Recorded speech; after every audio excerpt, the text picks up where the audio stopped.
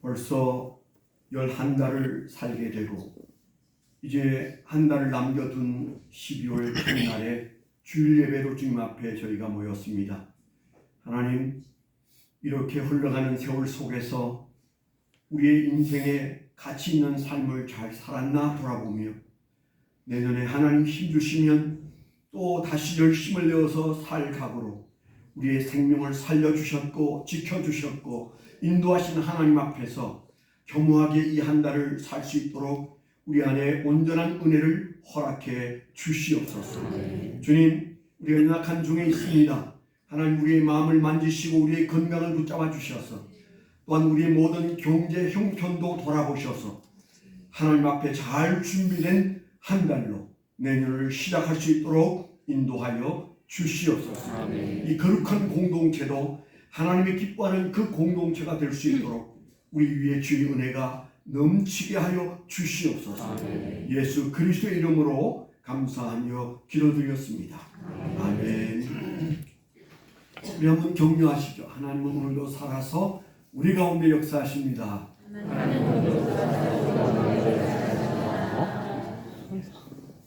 우리 잠시 정신이 번쩍 드는 영상 2분짜리 영상 한번 보도록 하겠습니다.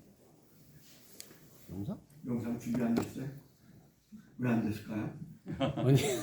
네, 그러면 2분 더 길게 설교를 하겠습니다. 네. 김성진 목사님이 전달을 안 하셨나? 죄송합니다. 할 수 없죠. 제가 보여주려고 했던 영상은 그 분당 우리 교회 새벽 예배, 특별 새벽 예배에서 10대 학생들이 교복을 입고 한 100여 명이 강대상 앞에 나와서 우렁차게 구호를 외치는 걸 보고 깜짝 놀랐습니다. 우리가 새롭게 살기 위하여 교복을 입고 나왔습니다. 그러면서 이제 한 목소리로 막 팔을 흔들면서 그렇게 구호를 외치는 모습이 얼마나 가슴에 강하게 다가왔는지, 청춘이구나, 10대가 정말 멋있다, 새벽에 나와서 들을 수 있다는 게 은혜다, 역시 우리 교회구나, 남의 우리 교회지만 역시 우리 교회구나, 그런 마음이 들어서 제가 2분만 보여달라고 했는데 사인이 잘 안 맞았던 모양입니다. 제가 말로 대신했으니까 감격은 없겠지만 그런 게 있었구나 생각하시면 되겠습니다. 사람이 살다 보면 나이를 먹고요, 나이를 먹으면 과거가 부럽습니다. 10대에는 저럴 때가 있었는데 그런 생각이 들죠. 여러분, 바쁘니까 우리가 드라마를 못 보고 사는데 우당탕 패밀리라고 하는 드라마가 있더라고요. 끝난 지 제법 몇 달 된 것 같은데 거기에 저하고 동갑내기 이마룡 씨가 개그맨이 나와서 하는데 그분이 딱 한 가지 대사만 계속해요. 너 몇 살이야? 이렇게 묻는 질문을 그분이 한 번 나올 때마다 한 서너 번 하고 들어가요. 너 몇 살이야? 그런 질문이 굉장히 어필해서 사람들이 흉내내곤 하는데 옆에 계신 분에게 한번 물어보시죠. 너 몇 살이야? 한번 해보세요.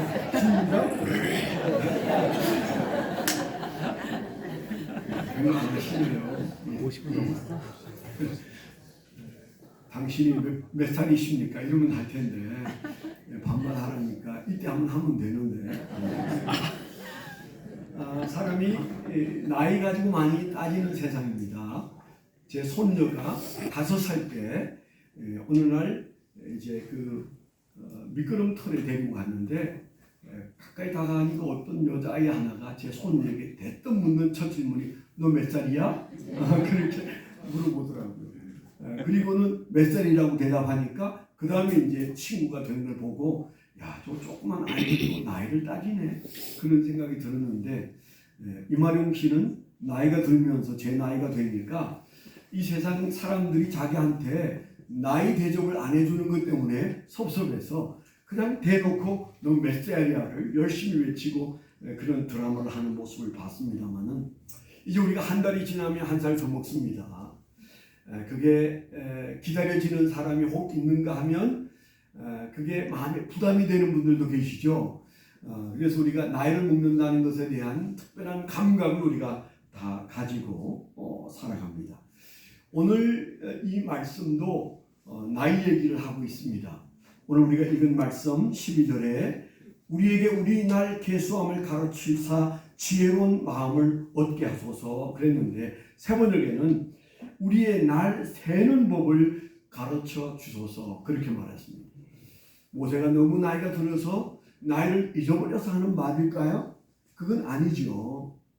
그런데 그걸 또 기도로 하나님 앞에 내 나이를 셀 수 있는 지혜를 허락해 주십시오.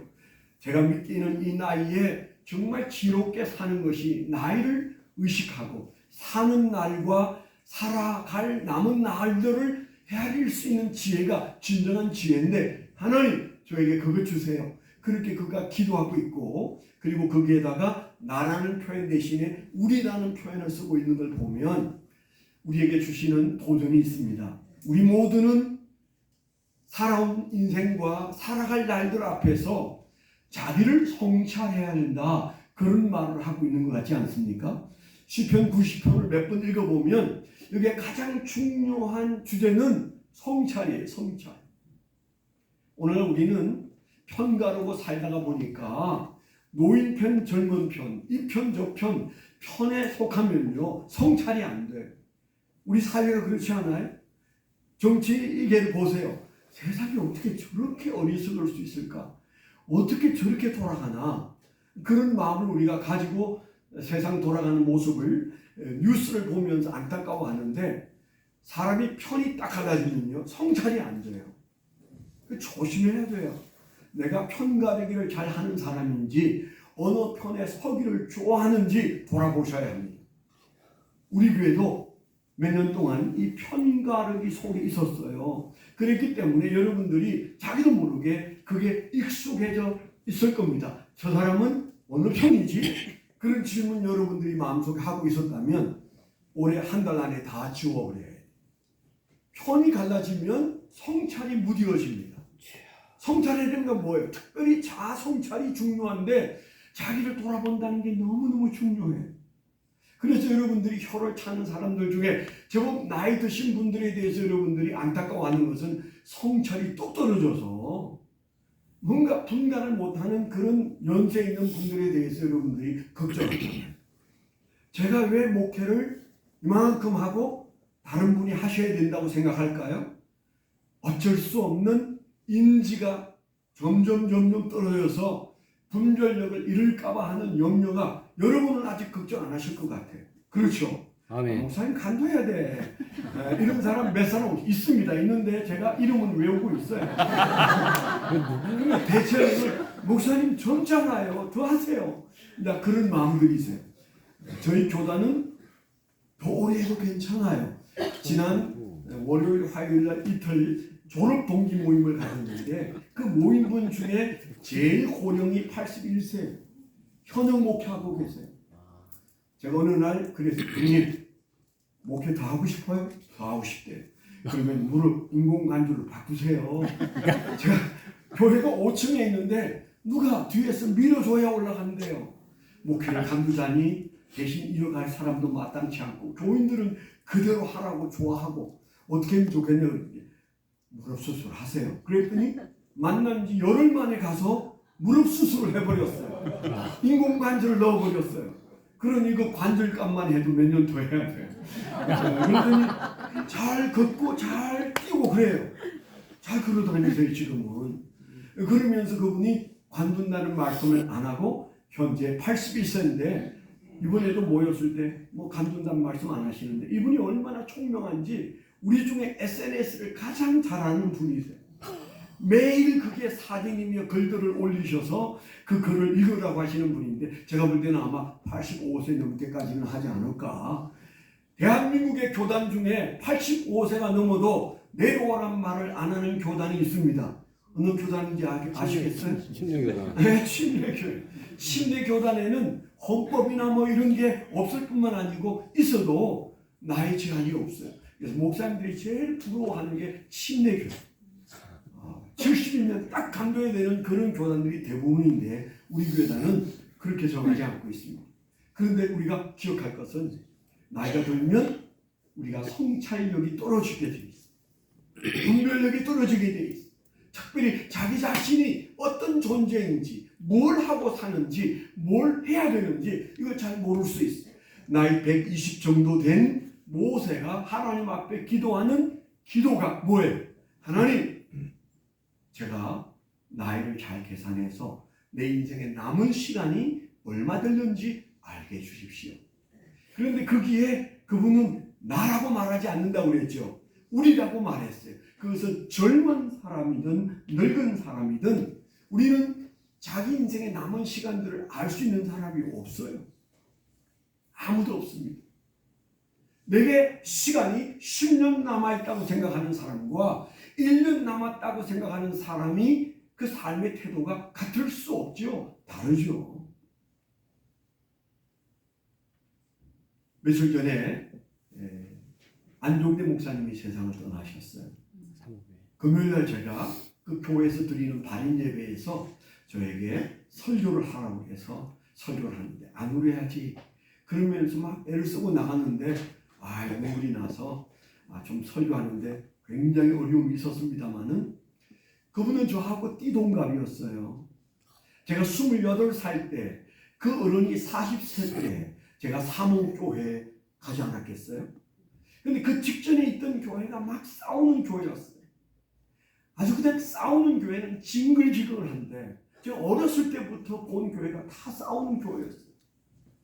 안 싸운 교회가 한 개도 없이 그 교회를 갔는데 그 교회가 싸우더라고요. 목사님과 상담을 하고 그러면 안 싸우는 교회 가시오. 내가 소개할 테니까. 그래서 이수교를 건너서 간 교회가 사목교회인데 1층이 쌀집이고 2층이 교회인데 교회는 한 200명 되고요. 그리고 하여튼 어수선한 그런 건물에 2층에 딱 올라가면 그 교회가 있는데 이건 아주 양반의 호텔이에요. 그 교회는 기역자로 된 교회인데 그 코너에서 강대상을 두고 설교를 하시는데 이거 교회가 좀 뭔가 어수선하다야 그렇게 생각하고 그 교회를 들어가자마자 바로 반해버렸어요. 신천지였어요. 신천지라면 좀 왜? 신천지? 신세계였어요. 놀래라. 세상에 이런 교회가 있나? 제가 본 교회 중에 가장 아름다운 교회였어요. 가슴 깊이 그 교회를 사랑하게 되고요. 가자마자 주일 저녁 설교를 했는데 거기에 교인들이 안 떠나고 한 30여 명 정도가 남아서 거기에 한 분이 전도사님 우리 빵집에 가서 빵 먹읍시다. 그래가지고 한 30여 명이 모여가서 빵을 먹고 우유를 마시고 차를 마시면서 제 설교에 대해서 이게 격려적인 얘기를 하는데 제가 알지요. 제 설교가 얼마나 시원찮고 또 길기는 얼마나 긴지 그때부터 길었어요. 그 평생 안 고쳐지더라고요. 오늘도 길지 몰라요. 그런데 그때 제가 감격하면서 이 교회가 이게 보통 교회가 아니다. 그 교회 저보다 먼저 그 교회 갔던 총각이 하나 있었는데 오병익 총각이 그 교회를 좀 다녔어요. 그러다가 이제 결혼해서 목동으로 이사를 가는 바람에 그 교회를 떠난 다음에 제가 그 교회를 갔거든요. 제가 그 교회 5년 있는 동안 교회에 대한 새로운 희망이 생겼어요. 그래, 이런 교회도 있는 거야. 싸우지 않고 만나면 서로 격려가 되고 서로 덤tur겨주고 그리고 기쁨이 충만한 교회. 바로 그 교회 목사님이 안종대 목사님이었고 이 교회가 그런 교회인 이유는 한 분 안종대 목사님 때문에 있구나 그런 생각을 하고 제가 그 목회를 배우고 우리 교회에 와서 35년 목회하는 동안 그래도 안 싸웠잖아요. 그래서 저는 제 마음속에 내가 본 이 세상에 가장 아름다운 교회가 사목교회였고 그리고 아름다운 교회였다. 그런 말을 할 수 있을 처럼 대단한 교회인데 그 어른이 굉장히 지력이나 영력이나 총명함에 있어서는 저보다 더 젊은 저하고 띠동갑인데 저보다 한 12년 정도 더 젊은 사람으로 사셨는데 그만 사고로 머리를 다치시고 그리고 세상을 떠나셨어요. 그런데요 오늘 이 말씀에서 모세가 내가 지혜가 있었으면 좋겠다. 그 지혜는 하나님이 아니면 일러줄 분이 없는 지혜예요. 어떤 지혜입니까? 내 남은 인생의 길이가 어느 정도 될지 누가 가르쳐 줄 수 있어요? 제가 얼마 전에 신체 검사를 했는데 그게 보니까 이렇게 써 있어요. 신체 나이 71세, 신체 나이 72.5세. 기분 안 좋더라고요. 그러니까 제 나이보다도 신체 나이가 더 늙은 거예요. 72.5세래요. 그리고 뭐 이것저것 안 좋은 얘기를 쭉 써놨더라고요. 참 조금 그런데 사실은 신체 나이보다 더 중요한 게 있어요. 지력이에요. 그 다음에 더 중요한 게 있어요. 영역이에요. 내 영적인 나이가 어느 정도 되는지, 내가 지적 나이가 어느 정도 되는지, 이거 굉장히 중요한 거예요. 그건 실제적으로 우리가 늙어가면서 늙어가는 것보다도 훨씬 중요한데, 지금 모세는 내가 영적으로 얼마나 더 살면서 주님 앞에 열심을 내야 될지를 하나님께 물어보고 있습니다. 이게 지혜다. 그렇게 생각하셨어요. 120살에 그게 지혜라면 그건 지혜 맞습니다. 2024년 이제 다 지나가고 한 달 남았어. 날수로 치면 12개 중에 11개가 지나갔지만은 그러나 우리는 압니다.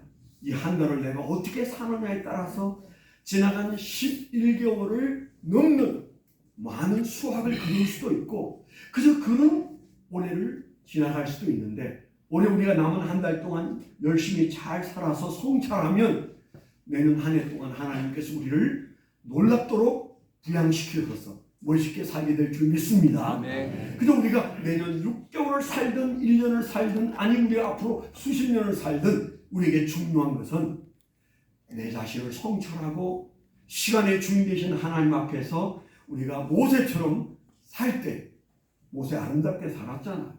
그렇게 살 때 하나님이 기뻐하시고 우리의 삶이 영광된 삶이 될 줄 믿습니다. 아멘. 오늘 시편 90편, 그 시편 90편에서 그가 무엇을 성찰하고 있는가? 무엇을 돌아보고 있는가? 그는 그 나이에 왜 그런 말을 하고 있는가? 전체 내용을 보면 저는 세 가지를 말하고 싶어요. 그가 과거를 말하고 있고 현재를 말하고 있고 미래를 말하고 있다. 이렇게 일단 구도를 잡아 놓으시고 그리고 세 가지를 하나님 앞에 기도하는데 첫째는 회개하고 있습니다. 여러분 한 달을 멋있게 살아서 내년을 맞이하려면 모세처럼 우리의 기도 안에 회개가 있어야 돼요. 회개가 없는 사람에게는 아무것도 새로울 게 없어요. 여러분 새롭게 살고 싶지 않으세요? 그렇다면 우리는 꼭 기억해야 됩니다. 우리는 죄로 덕지덕지 우리가 많은 문제를 끌어안고 살기 때문에 하나님 앞에서 새로워지려면 우리는 시간마다 분마다 때마다 회개해야 되는데 모세가 시편 90편에서 하나님께 간절한 기도를 드리면서 회개하고 있습니다. 대표적으로 8절을 보면 주께서 우리의 죄악을 주의 앞에 놓으신 주님이 우리의 죄를 보고 계시는데 우리가 그거 덮어놓고 잘 살아보려고 하면 안 되는 거예요. 안 되는 거예요.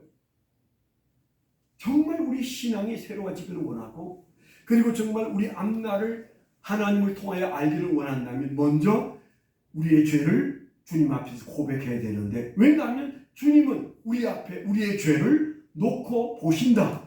우리의 죄악을 주의 앞에 놓으시며 우리의 은밀한 죄를 주의 얼굴빛 가운데에 두셨사오니 모세는 아는 거예요.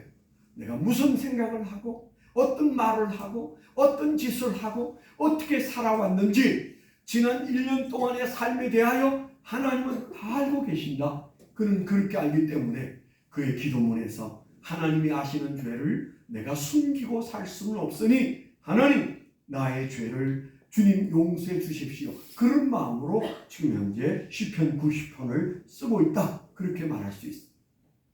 그에는 많은 회의가 있었습니다. 폴 토너니가 말하는 인생의 4계절로 말한다면 그에게도 봄, 여름, 가을이 있었고 이제 겨울을 코앞에 두고 있잖아요. 그의 인생을 크게 나누면 셋으로 나누는데 40대 될 때까지 그리고 80이 될 때까지 그리고 80 이후에 그가 죽기까지 120세가 되는 40년 뭐 그렇게 구분할 수 있을 텐데 그의 첫 40년은 그 인생의 봄에는 그가 어떻게 살았어요? 자기 멋대로 살았어요. 하고 싶은 대로 살았어요. 그는 노예여야 하는데 하나님의 은혜로 왕자가 되어서 왕자의 권세로 그는 하고 싶은 대로 살았어. 그게 자유인 줄 알았어. 그게 나의 권세인 줄 알았어. 여러분 인생을 살아오는 동안에 여러분이 하고 싶은 대로 산 흔적을 꼭 회개하셔야 합니다. 그렇게 살다가 어느 날 하고 싶은 대로 살고 하고 싶은 대로 하다가 어느 날 정신 차리고 보니까 사람 죽였네. 사람 죽였어요. 살인자가 됐어요. 우리가 살아온 인생에서 내가 하고 싶은 대로 사는 게 자유라고 알지만 그 자유 아니에요. 마귀에게 끌려가서 사람 죽이는 일을 겪었던 모세를 보십시오.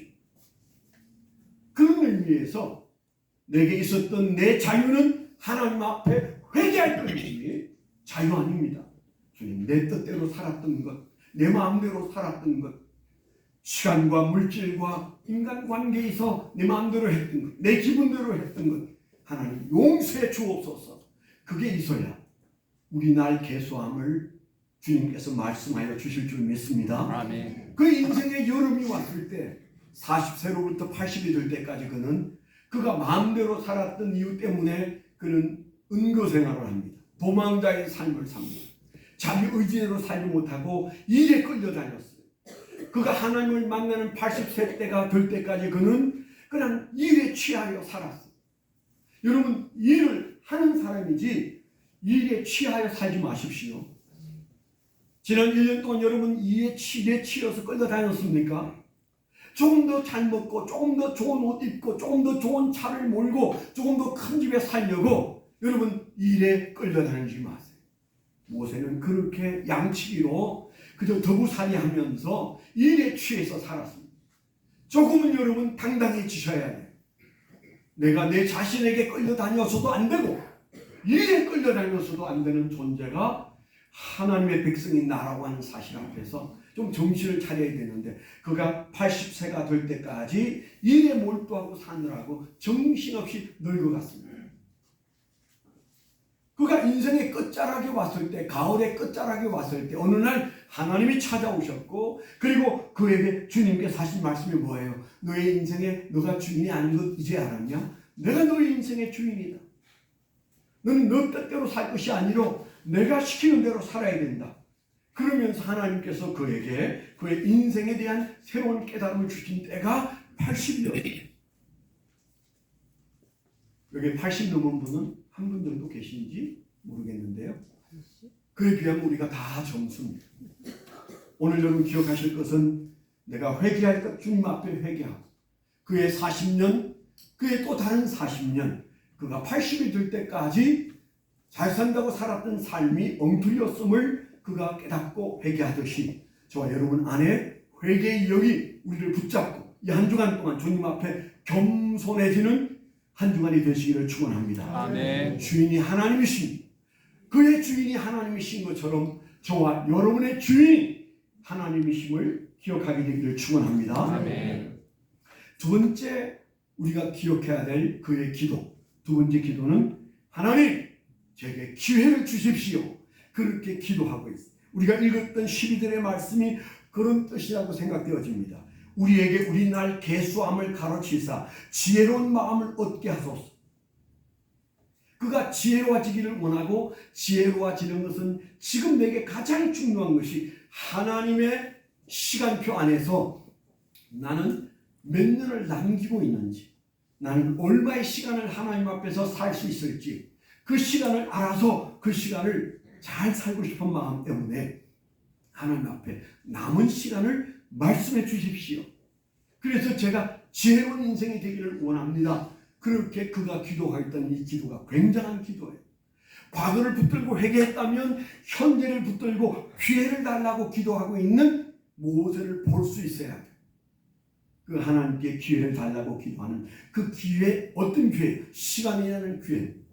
과거에 그 시간이 자기 건 줄 알았는데 알고 보니까 시간의 주인이 자신이 아님을 그가 처절하게 깨달았어요. 내가 지혜롭게 산다면 그것은 시간의 주인 되신 하나님의 뜻대로 하나님의 계획 속에서 살아야 되는데 하나님 제가 시간을 더 달라는 게 아닙니다. 120년이 아니라 150년을 살고 싶습니다. 그 얘기하는 거 아니잖아요. 하나님의 시간표대로 살고 싶은데 문제는 내가 하나님의 시간을 알고 그 시간에 맞추고 싶습니다. 시간을 세는 계산법을 주셔서 지혜롭게 살기를 원한다. 그렇게 말하고 있습니다. 여러분 어떠세요? 시간 사용법을 알고 계세요? 시간의 주인 되신 하나님 앞에서 시간을 잘 사용하고 있습니까? 시간을 잘 다루고 있습니까? 그냥 돈 벌고 그냥 직장 생활하고 그냥 여러분들이 여유만 있으면 삶을 즐기려고 할지언정 시간의 주인 되신 하나님 앞에 하나님의 타임 테이블이 뭔지 하나님의 시간을 지키는 타임키퍼가 되어서 살게 해달라고 여러분이 그렇게 기도하는지 시간에 관한 여러분의 지혜가 어느 정도인지 자신을 돌아보는 그런 시간이 되라고 오늘 이 말씀을 우리에게 주셨습니다. 시간은 하나님이 주신 선물이 내 것 아닙니다. 여러분 예를 들어서 매일 통장에 1,440만 원이 공짜로 들어온다고 생각해 보세요. 네, 뭐 별로 감동이 없으시네요. 내 통장에 매일 1,440만 원이 들어와요. 근데 그 돈은 누군가가 넣어주는데 그날 쓰지 않으면 그 돈이 빠져나간다고 생각해 보세요. 여러분 하루의 삶 속에 그 1,440만 원에 대한 여러분의 관심이 얼마나 지대할까? 뭐 없어도 좀 있는 것처럼 생각 좀 해보세요. 표정이 없어, 표정. 그럴 리가 없다고 생각하는데 아니에요. 그 돈보다도 더 귀한 1,440분이 매일 하나님의 손에 의해서 우리에게 연장되어지고 있습니다. 1,440분이라는 24시간을 우리가 사용하지 않으면 하나님 그 시간 거두어 갔어요. 모든 사람이 똑같은 시간을 살고 있지 않습니다. 어떤 사람은 다 추성와도 1시간도 못 사는 사람이 있어요. 어떤 사람은 24시간을 넷으로 쪼개거나 셋으로 쪼개서 사는 분도 계세요. 옛날에 제가 한번 세미나를 갔는데 광림교회 김선도 목사님이 목사님들에게 그런 세미나를 하고 나는 24시간을 3등분해서 아침 먹을 때까지 나는 24시간을 사는 기분으로 살고 오후 5시까지 또 다른 24시간을 살고 그리고 퇴근해서 잘 때까지 나는 남은 시간을 24시간이라 생각하고 살기 때문에 내 의식 속에는 남들의 하루가 나는 3일 몫이다. 나는 3배로 열심히 살고 있다. 그런 얘기를 하셨어요. 그 증거로 내가 28권의 책을 썼다. 그때 저는 한 권의 책도 못 썼거든요. 너무 흥분되더라고요. 저 말이 맞다. 그냥 시간이 되어서 글을 써서 책을 만들어 28권을 만든 게 아니고 저분은 그런 의식 속에 하나님이 주신 시간을 특별하게 살고자 하는 마음을 가졌어요. 1,440만 원, 1,440분 하나님께서 우리에게 선물로 주신 것인데 여러분들이 어떻게 사용하고 있는지 돌아보셔야 합니다. 왜 그런가 하면 그 시간은 반드시 하나님 앞에 섰을 때 정산하게 되어 있어요. 내가 잊어버린다고 그 시간이 사라지는 게 아니에요. 내가 너에게 생명의 시간을 주었는데 어떻게 사용했냐 물어보실 거예요. 사는 게 바빠서 하나님의 일을 뒤로 미루지 않도록 여러분들에게 권면을 드립니다. 하나님의 시간을 하나님 앞에서 잘 생각하고 잘 살아야 됩니다. 그 주어진 시간이 우리의 생명이잖아요. 어떤 분이 그런 얘기 한 거 기억하시죠? 어제 죽은 어떤 사람이 그토록 살고 싶었던 오늘을 우리는 그럭저럭 살고 있는 것은 아닌가 그렇게 물었어요. 네, 어제 죽은 어떤 사람은 내 전 재산을 주고도 내일 살 수 있으면 사고 싶다. 막 그런 마음을 가졌던 사람이 목숨이 끝났을 거예요. 오늘 우리는 그의 그 하루와 오늘 우리가 겪는 하루가 다르지 않습니까? 하나님 앞에서 우리가 회개했다면 기회를 달라. 잘 살 수 있는 시간의 지혜와 기회를 달라. 하나님 앞에 그렇게 기도하는 저와 여러분이 되시기를 축원합니다. 아멘. 세 번째는요, 미래에 관한 얘기에 그가 기도하고 있는 시편 90편의 미래를 위해서 기도합니다. 그거 뭐라고 기도합니까? 하나님, 종을 축복해 주세요. 종에게 복을 허락해 주세요. 그가 그렇게 기도하고 있습니다. 우리가 읽었던 12절 이후에 보면 계속적으로 끝까지 그는 하나님께 복을 달라고 기도하고 있습니다. 우리의 미래는 우리가 노력할 만큼 얻는 것 아닙니다. 그랬으면 여러분들이 부자로 살았을 거예요. 그런데 우리가 노력한 만큼 얻지 못한 세상을 살았습니다. 모세도 그렇게 살았다고 고백하면서 지나간 슬픈 날들을 하나님께서 보상해 주십시오. 내게 즐거움과 기쁨을 축복으로 허락해 주십시오.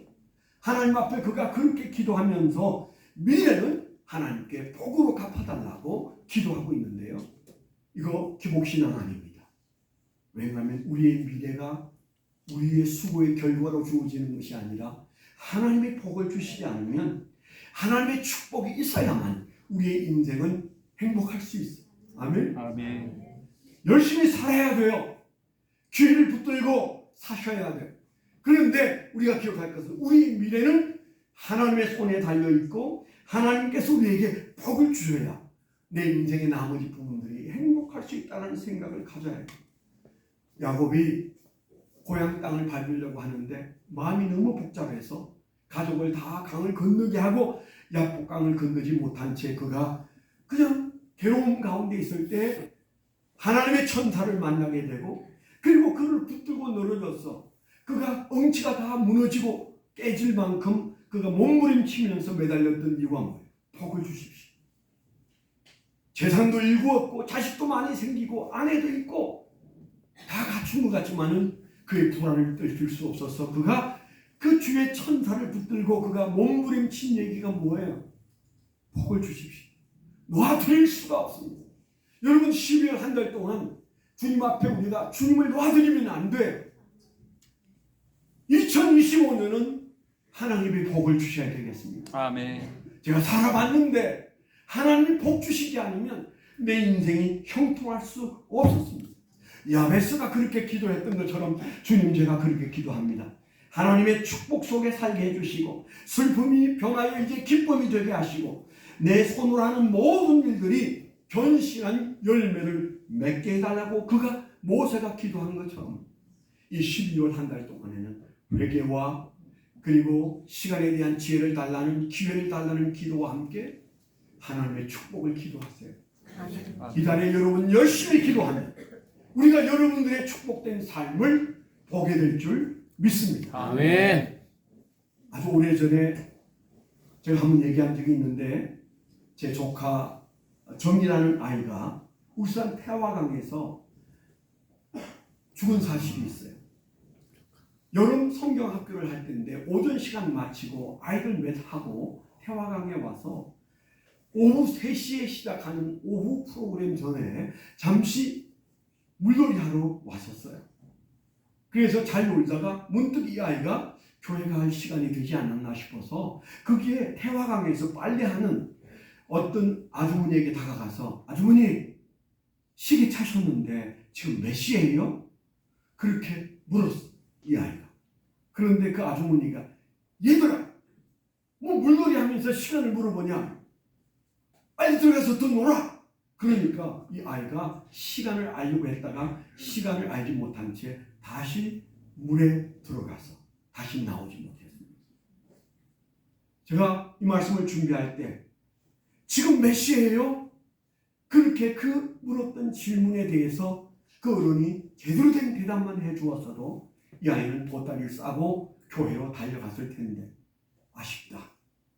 오늘 우리에게 주신 말씀 주님 내 인생의 시간 지금 몇 시예요? 주님께 물으시는 12월이 되시기를 축원합니다. 기도하겠습니다. 하나님 아버지 주연의 가운데 저희가 살았습니다. 내게 주어져 있는 내 시간인 줄 알고 살았던 과거를 용서해 주시고 시간의 주인이 주님이시므로 시간을 알 수 있는 지혜를 달라고 우리가 기도할 때 주님 우리의 시간을 가르쳐 주옵시고 살아온 인생에서도 수고한 만큼 거두지 못했던 우리 인생에 주여 모세가 기도한 기도대로 주님 우리가 주의 축복을 구합니다. 우리에게 복을 허락해 주시옵소서. 예수 그리스도 이름으로 감사하며 기도드렸습니다. 아멘. 헌금 드리는 시간 우리 찬송하겠습니다.